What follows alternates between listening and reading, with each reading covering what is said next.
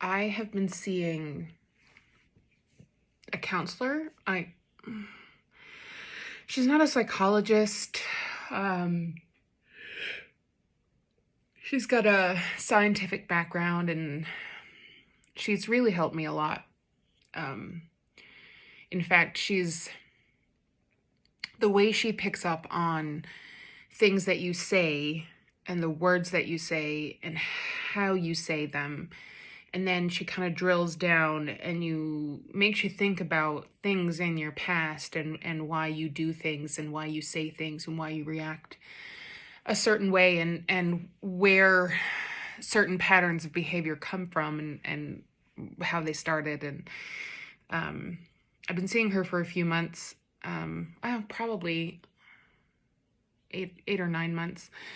And she's actually helped me more than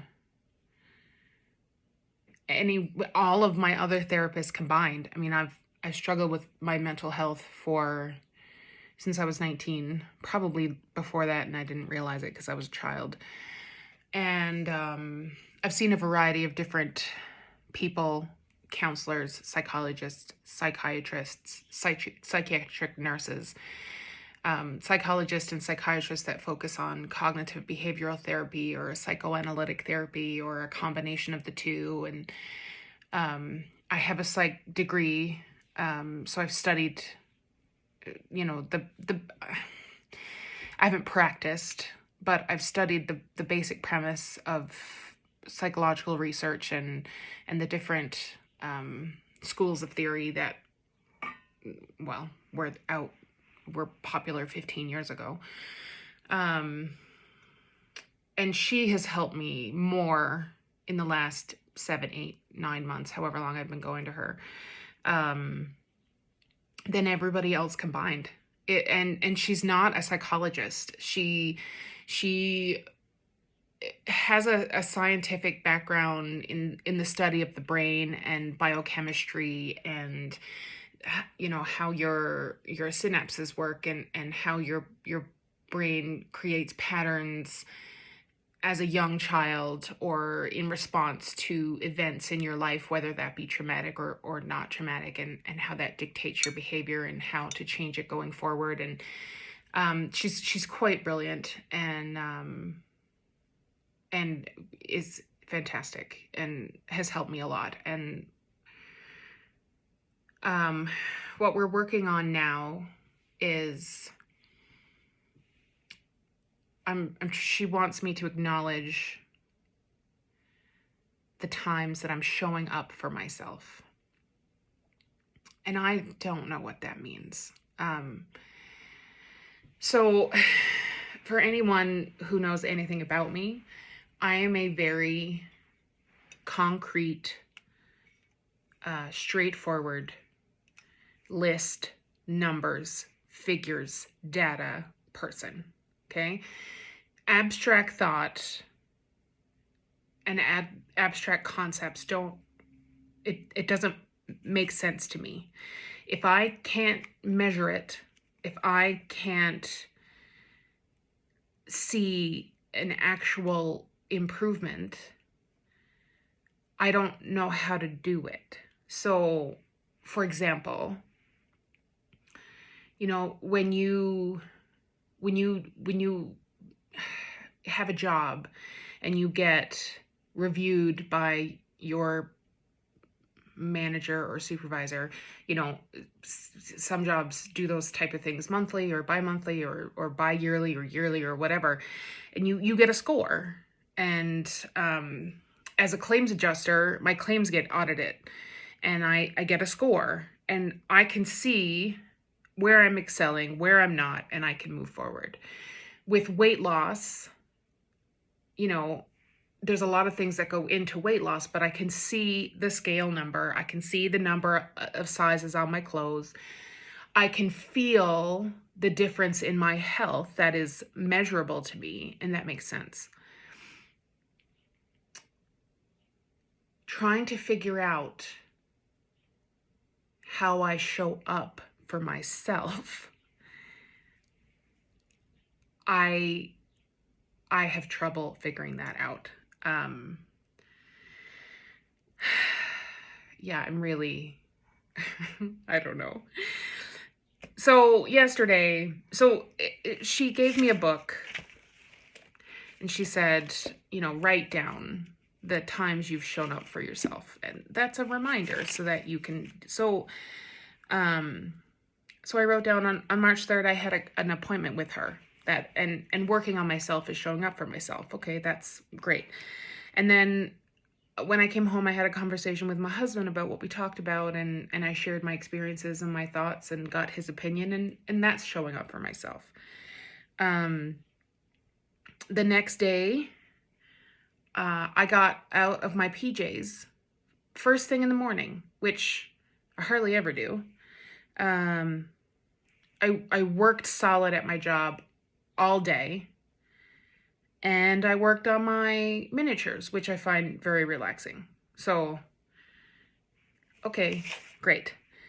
But then, I did a few things, but I'm writing them down and I'm like, oh, I got up and I showered today. Like, is that showing up for myself? Like, isn't that part of being an adult? Anyway, so then I stopped. So, I did March 3rd, 4th, 5th, 6th. I skipped the 7th. On March 8th, it was a Monday. And I did nothing all day. I watched videos on my phone. I laid on the couch. I sat in the kitchen. I lied in bed. Every now and then I would pick up my work phone and make sure that, there's nothing urgent that I had to address, but I pretty much did nothing. And at the end of the day, I felt guilty about it. I felt really bad because my work has been really slow, and if there was something urgent, then I would have done it. But if it's not urgent, then I just put it off till tomorrow, which is not a good practice to have. But not only that, like, there was laundry to do. I've been needing to wipe down my cupboards in my kitchen for a while. They're covered in grease and splatter and stuff, and I wipe off the chunks, but they need to be cleaned. And I don't remember the last time I washed my floor. I sweep from time to time. And my bathrooms could have been cleaned. And I could have worked out. I could have went for a walk. I could have done yoga. There's so many things that I could have done. And I didn't. I did nothing. And I felt so bad at the end of the day.